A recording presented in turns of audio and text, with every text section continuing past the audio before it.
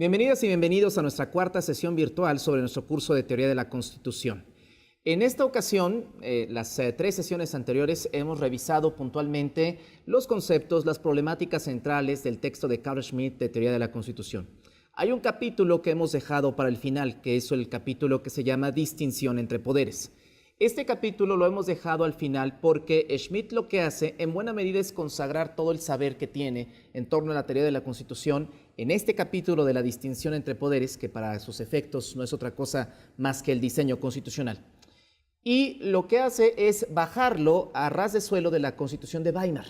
Y lo que hace es establece una serie de relaciones de influencia recíproca, es decir, de contrapesos, y también de influencia nula, es decir, de cero intervención por parte de uno de los tres poderes en la esfera de otro, de un tercero. Y lo que hace es establecer estos esquemas, tanto de relaciones nulas como de contrapesos, y bajarlas al esquema constitucional, al diseño constitucional de la Constitución de Weimar. Para nuestros efectos no hemos querido seguir el ejemplo de Carl Schmitt, sino cambiarlo, quizá aprovechando el centenario de nuestra Constitución, a la Constitución de 1917, pero al diseño original, al que sale prácticamente después de 2 meses de sesiones, después de la convención del Congreso Constituyente de 1916-17, y es perfectamente posible bajar los esquemas de Carl Schmitt a el diseño original, que dicho sea de paso, esto no se ha hecho aún en la bibliografía, estamos prácticamente incursionando en un nuevo campo. En consecuencia, lo que tenemos enfrente es el diseño constitucional de la Convención de Querétaro, basado en los planteamientos, en las directrices generales del texto de Teoría de la Constitución de Carl Schmitt. Y bueno, una de las primeras cuestiones, una de las primeras aportaciones que tiene Carl Schmitt es un poco a plantearnos el problema de la distinción. Aquí las palabras son muy importantes, porque lo que dice Schmitt es lo siguiente. Aunque en Locke, se refiere a John Locke, se encuentra la repetida justificación de la distinción entre el legislativo y el ejecutivo, Bolingbroke es el autor efectivo de la doctrina teorética constitucional del equilibrio de poderes. Las expresiones empleadas por él son frenos recíprocos, controles recíprocos, retenciones y reservas recíprocas. Montesquieu, con la fórmula de que el poder debe atemperar al poder, en el espíritu de las leyes, aporta el resultado de la conjugación de los conceptos operativos de Bolingbroke en contrabalanceo, es decir, contrapesos. ¿Qué es lo que tenemos aquí? Lo que tenemos va a ser un esquema de influencias nulas entre poderes y contrapesos entre poderes a ras de suelo del diseño constitucional de Querétaro para nosotros y para Carl Schmitt de la Constitución de Weimar. Al respecto, continúa Schmitt, la expresión más general y compendiosa es la forma aquí propuesta.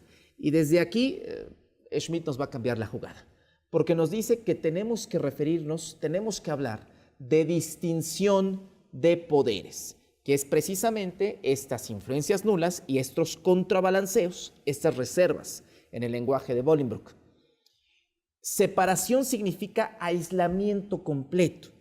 División supone una distinción en el seno de uno o de varios poderes.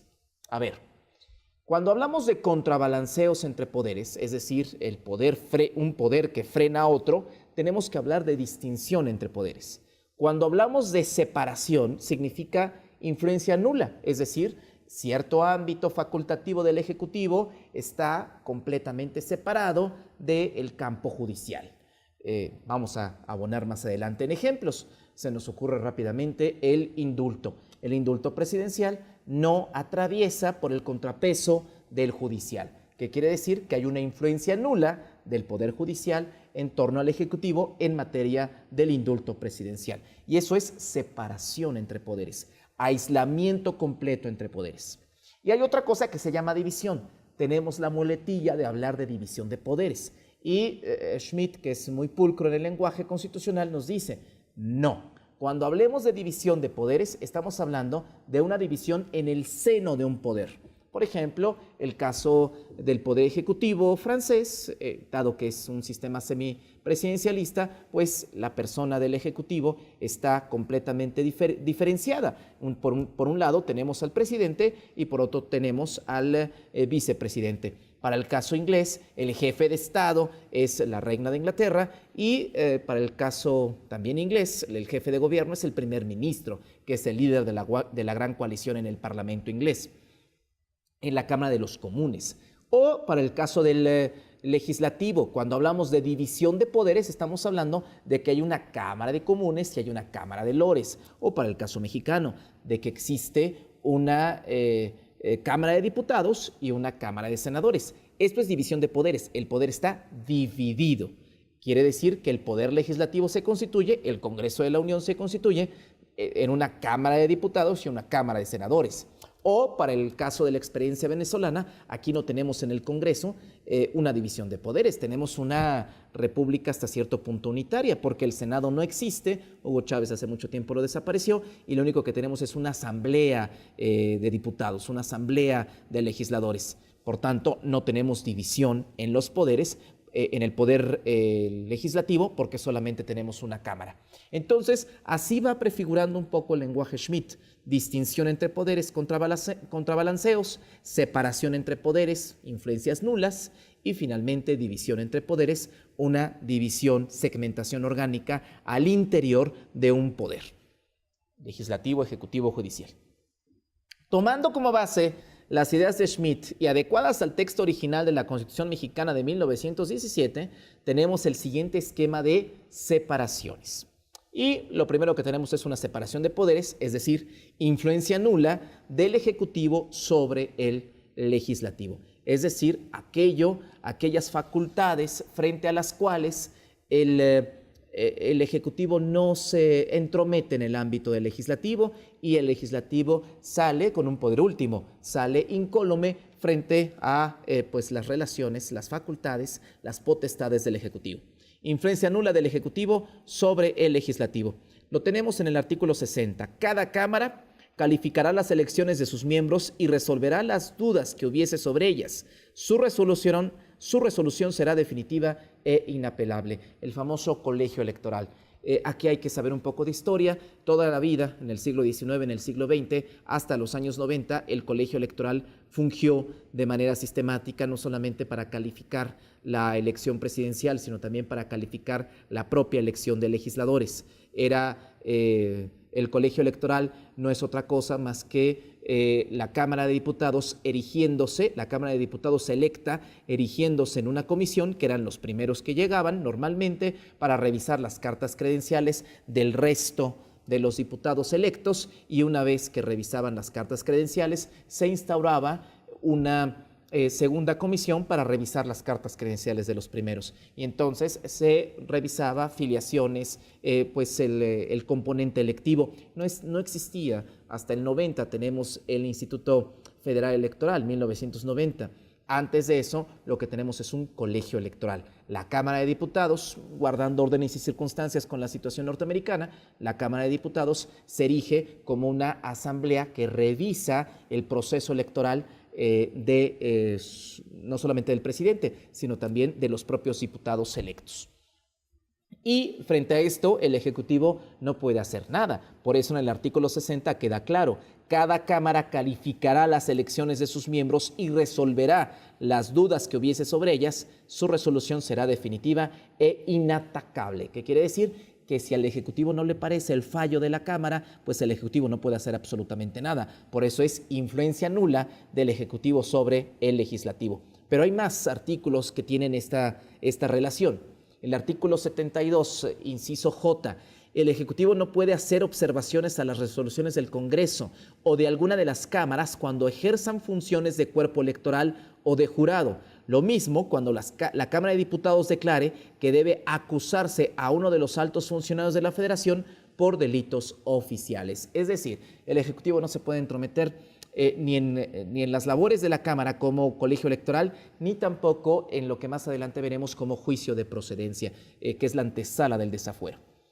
En el artículo 73, fracción 11ª, para crear y suprimir empleos públicos de la Federación y señalar, aumentar o disminuir sus dotaciones. Si el Legislativo desea crear una serie de carteras, una serie de empleos. Si aumenta o reduce el presupuesto de determinada oficina gubernamental de carácter federal, pues el Ejecutivo poco puede hacer al respecto. El Ejecutivo no puede hacer nada al respecto. Por supuesto, el veto en lo particular del presupuesto es algo que data del primer cuarto de este siglo XXI. Es algo bastante reciente. Recuerden que estamos analizando el diseño original de la Constitución de 1917. También tenemos este mismo esquema de separación en el artículo 73, fracción 25. Para constituirse en colegio electoral y nombrar a los magistrados de la Suprema Corte de Justicia de la Nación. El Ejecutivo no tiene nada que ver. Hoy en día se envía una terna, el Ejecutivo envía una terna, etcétera. ¿No? El Senado discute y a partir de esa terna elige al ministro sustituto, al ministro faltante. No es el caso en 1917. Quien envía las calificaciones, quien envía las postulaciones, las candidaturas, son los congresos de los estados. Aquí el Ejecutivo tiene muy poca influencia, pero si el Ejecutivo no le pareciera el fallo del Colegio Electoral del Congreso de la Unión para dirimir a favor o en contra de un determinado ministro para ocupar la Suprema Corte de Justicia, realmente el Ejecutivo no puede hacer nada, está atado de manos. El mismo artículo 73, fracción 26, para aceptar las renuncias de los magistrados de la Suprema Corte de Justicia. A quien le renuncia no es al Ejecutivo, es directamente al Congreso de la Unión. El Ejecutivo, una vez más, se encuentra atado de manos, no puede hacer nada. Por eso es una influencia nula del Ejecutivo frente al Legislativo. En el mismo artículo 73, lo que tenemos es en la fracción 29, en la fracción 28, para constituirse en colegio electoral y elegir al ciudadano que debe subsistir al presidente de la República. No solamente existía la autocalificación, no solamente los diputados calificaban, los diputados recién electos calificaban la elección misma en la que fueron electos, también calificaban los diputados recién electos, que siempre se empalman con el presidente en las elecciones concurrentes, también calificaban en la misma fórmula del colegio electoral la elección del Ejecutivo, del jefe de Estado, del jefe de gobierno de esta nación. Y pues el Ejecutivo pues que antecede, poco podía hacer al respecto. Quien calificaba la elección era el Congreso. Para constituirse en colegio electoral y elegir al ciudadano que debe sustituir al presidente de la República, ahora sí, vamos al artículo 73, mismo artículo 73, pero la fracción 29. Para celebrar la renuncia del cargo de presidente de la República. Tanto los ministros de la Suprema Corte de Justicia como el presidente de la República le renuncian directamente al Congreso, no a nadie más, al Congreso Federal. El artículo 73, fracción 30, para examinar la cuenta que anualmente debe presentar el Ejecutivo. ¿Quién analiza la cuenta pública y la administración de los gastos? El Congreso, que anualmente, a través de un presupuesto, debe presentar el propio Ejecutivo Federal. Quien revisa y resuelve es, por supuesto, el Congreso de la Unión. El artículo 86 tiene más detalles de esta relación. El cargo de presidente de la República solo es renunciable por causa grave que calificará el Congreso de la Unión. Si el presidente quisiera renunciar en el diseño original del 17, quien debe calificar es el Congreso de la Unión. Y si el Congreso no califica como una causa grave digamos que el propuesto, el objetivo de esa renuncia, la causa de esa renuncia, pues el presidente sigue en sus funciones. El cargo de presidente de la República solo es renunciable por causa grave que calificará el Congreso de la Unión ante el que se presentará la renuncia. Y finalmente, el artículo 93 de la Constitución del 17 versa: cualquiera de las cámaras podrá citar a los secretarios de Estado para que informen cuando se discuta una ley o se estudie un negocio relativo a una secretaría. Si se está discutiendo una ley, el secretario no tiene que comparecer en el diseño original una vez cada año. Cada vez que se discute una ley, cada vez que se discuta un asunto y que las comisiones resuelvan traer al Pleno o traer ante las comisiones del Congreso a un secretario de Estado, pueden hacerlo sin necesidad que haya pasado ya el informe presidencial o que esté por ocurrir el informe presidencial.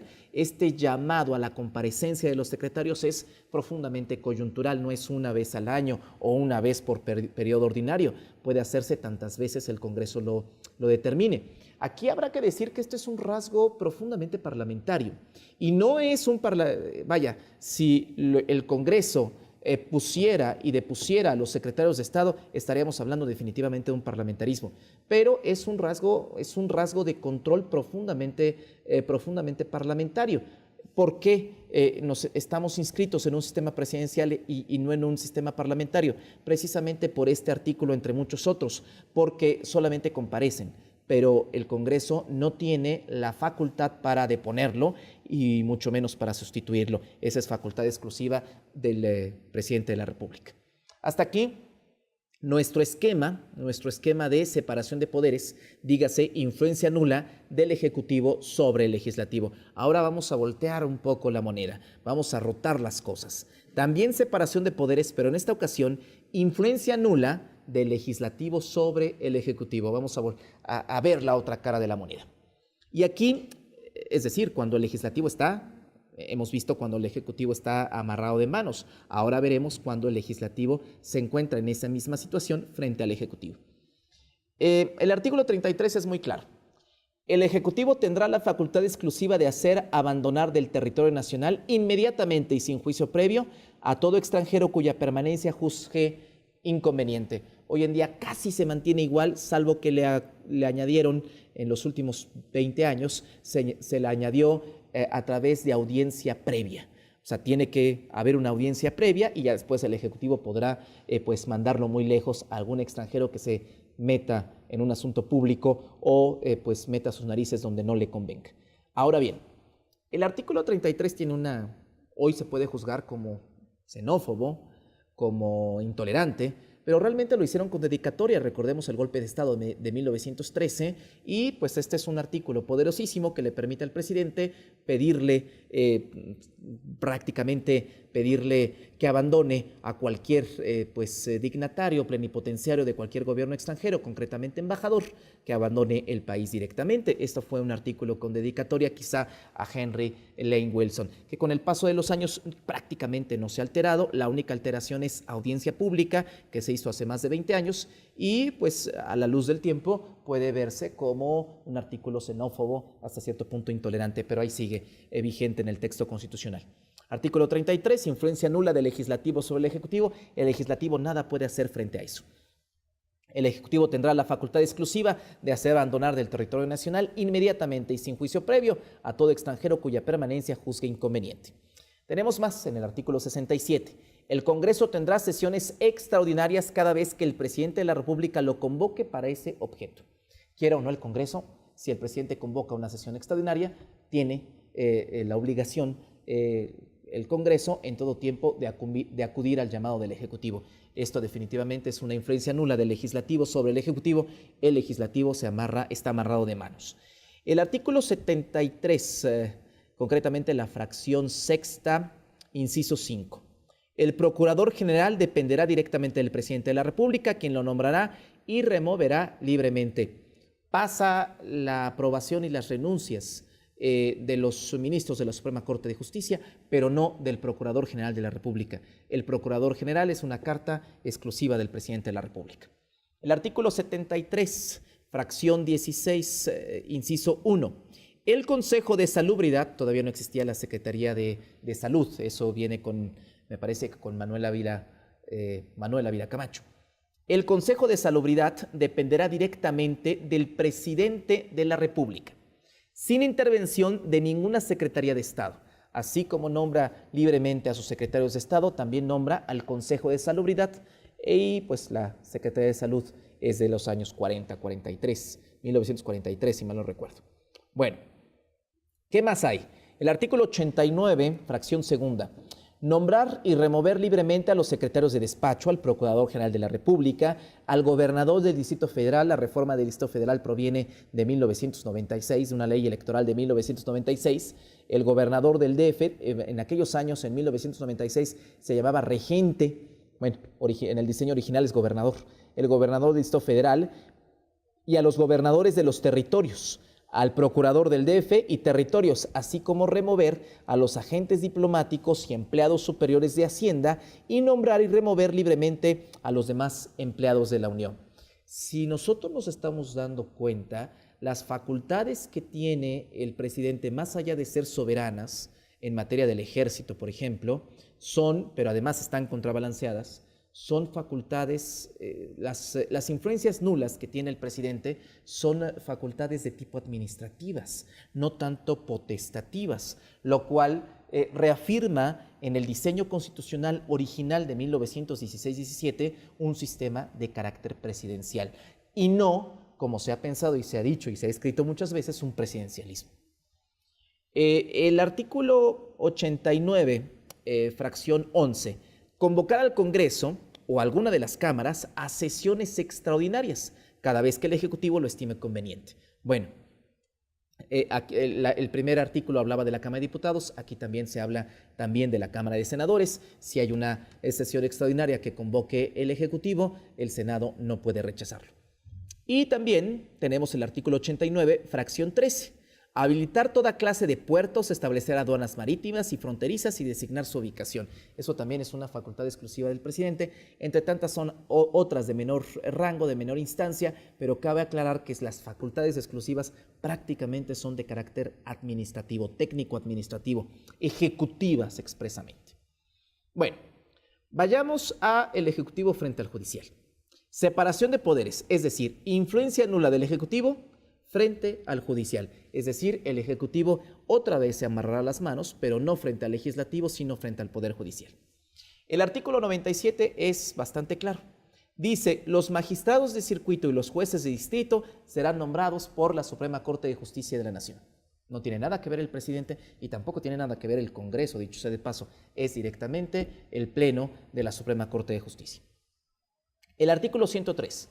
Los tribunales de la Federación resolverán todas las controversias que suscite por leyes o actos de la autoridad que violen las garantías individuales, por leyes o actos de la autoridad federal que vulneren o restrinjan la soberanía de los estados y por leyes o actos de la autoridad que es autoridad de estos que invadan la esfera de la autoridad federal. Aquí el Ejecutivo no tiene nada que ver, a pesar de que tiene un procurador que está bajo sus órdenes. Esto es competencia directamente de los tribunales de la Federación y de nadie más.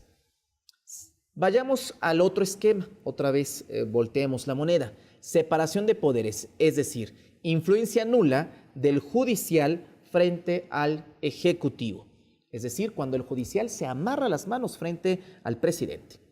Únicamente, la única que podemos encontrar, haciendo un análisis bastante acucioso de la Constitución de 1917, se encuentra en el artículo 89. Conceder, conforme a las leyes, indultos a los reos sentenciados por delitos de competencia de los tribunales federales y a los sentenciados por delitos de orden común en el Distrito Federal y territorios. El presidente puede indultar en caso de delitos federales en todo el país, pero en el Distrito Federal y los territorios, Nayarit tengo entendido que es un territorio para este momento, en aquellos sitios puede también indultar en delitos del fuero común, pero solamente en aquellos sitios. Es quizá el único artículo donde la autonomía del Poder Judicial se quiebra un poco y la influencia del judicial es nula frente al Poder Ejecutivo. Y ya que estamos en el terreno del judicial, hagamos el feedback con el judicial. Separación de poderes quiere decir influencia nula del judicial frente, ya dejemos al Ejecutivo en paz, frente al Legislativo. Es decir, cuando el judicial se amarra las manos frente al legislativo. El artículo 108 y 109 dice, senadores y diputados del Congreso de la Unión son responsables por delitos comunes. En este caso, la Cámara de Diputados, elegida en gran jurado, declarará por mayoría absoluta de votos del número total de miembros que lo formen, si ha o no lugar de proceder contra el acusado. A ver, ¿Qué pasa con los legisladores, tanto diputados como senadores federales del Congreso de la Unión? Son responsables por delitos comunes, pero la Cámara de Diputados, elegida en gran jurado, declarará por mayoría absoluta de votos del número total de miembros que la formen si ha o no lugar, es decir, si procede contra el acusado. Son responsables de delitos comunes, tanto diputados como senadores, pero el filtro es la propia Cámara. Esto se llama juicio de procedencias y también que es una antesala al juicio político. ¿Qué es lo que hace? La Cámara se erige como un gran jurado, la Cámara de Diputados, la Cámara de Senadores, en caso, respectivamente, de que un diputado cometa un delito de carácter común o, en su caso, un senador. Y ellos dirimen si son o no, si procede o no ser procesados judicialmente. Es decir, no si son o no son culpables, si procede una prerrogativa de carácter procesal, judicial. Es decir, si se queda suspendido su fuero. Por supuesto, se trata de un juicio político, de un juicio poco común, porque el acusado no necesita llevar defensa, la defensa normalmente es él mismo y sus compañeros de bancada. Si estamos hablando de un juicio de procedencias hoy en día y la mayoría de la Cámara la tiene un partido de izquierda y el diputado que está revisando su procedencia delictiva pertenece a esa Cámara, difícilmente esta Cámara con mayoría del diputado de izquierda pues podrá arremeter contra el diputado. Quizá premie el principio de la lealtad del partido, la militancia, sobre la procedencia. Estamos de acuerdo que si este diputado proviene de una bancada minoritaria y la Cámara tiene una mayoría claramente de izquierda, es mucho más fácil que el gran jurado erigido en Cámara sea mucho más independiente frente a la sentencia específica, frente a lo que haya hecho, a lo que proceda con el diputado minoritario. No es un juicio común, es un juicio de carácter político, que de judicial tiene muy poco, el juicio de procedencia, porque el abogado puede ser la Cámara misma, la bancada del diputado interpelado en ese momento o del senador acusado o presuntamente responsable. La influencia nula del judicial frente al legislativo. ¿Por qué hay influencia nula en este caso del judicial frente al legislativo? Porque el judicial no podrá procesar hasta que la Cámara de Diputados no dé el permiso del procesamiento a través del juicio de procedencia, a través del desafuero que es el juicio político. Por eso es una influencia nula. El judicial se amarra las manos si la Cámara elegida en gran jurado, cualquiera de las dos, dependiendo la interpósita persona, si la Cámara de Diputados o la Cámara de Senadores determinan que no hay procedencia y por tanto no sabemos si hay o no culpabilidad porque el Poder Judicial no podría procesar y no podría averiguar esa culpabilidad. Bueno, ahí es uno de los grandes grietas del sistema constitucional y del sistema penal mexicano, hecho pocas veces, dicho sea de paso, experimentado pocas veces, dicho sea de paso. Y bueno, finalmente, la separación de poderes, es decir, influencia nula del legislativo frente al judicial. Es decir, cuando el legislativo se amarra las manos en favor del judicial. El artículo 114 es muy claro. En demandas de orden civil no hay fuero ni inmunidad para ningún funcionario público. No solamente para recordemos que el legislador, que es un representante, la Constitución también lo trata como servidor público de carácter federal, como funcionario público. Y entonces no importa que sea un miembro del gabinete, que no tiene fuero, dicho sea de paso, no importa que sea un diputado o un senador que sí tiene fuero, cualquier funcionario público, independientemente de su nivel federal, estatal o municipal, pero concretamente enfoquémonos para que se cumpla nuestro esquema a los diputados o a los senadores. Si son demandados por alimentos, esta demanda va a proceder y la Cámara no se va a erigir en gran jurado de absolutamente nada. Esta Cámara procede y aquí sí el legislativo se amarra las manos y no podrá proteger ni a su diputado ni a su senador porque tiene una demanda por alimentos y la demanda por alimentos en el diseño original del 17 procede sin mayores inconvenientes y también en el diseño vigente. Bueno, hasta aquí nuestros esquemas de separación entre poderes. Ahí están las separaciones. ¿Qué nos falta y que eso vendrá en la próxima sesión? Bueno, lo que viene a continuación en nuestra siguiente sesión son los contrapesos, los contrabalanceos. Lo que vemos aquí es un presidente bastante amarrado, un sistema presidencial evidentemente, pero vamos a ir a los contrapesos, a los contrabalanceos entre poderes, con una variable que por cierto no advierte Schmitt, que es los estados. Dado que es una federación, hay congresos de los estados que también participan y que también tienen estructuras de contrapeso, de contrabalanceo frente a los poderes de la federación. Es decir, la balanza no solamente es horizontal, también es vertical para el caso del diseño constitucional mexicano. Pero sobre eso en la próxima sesión.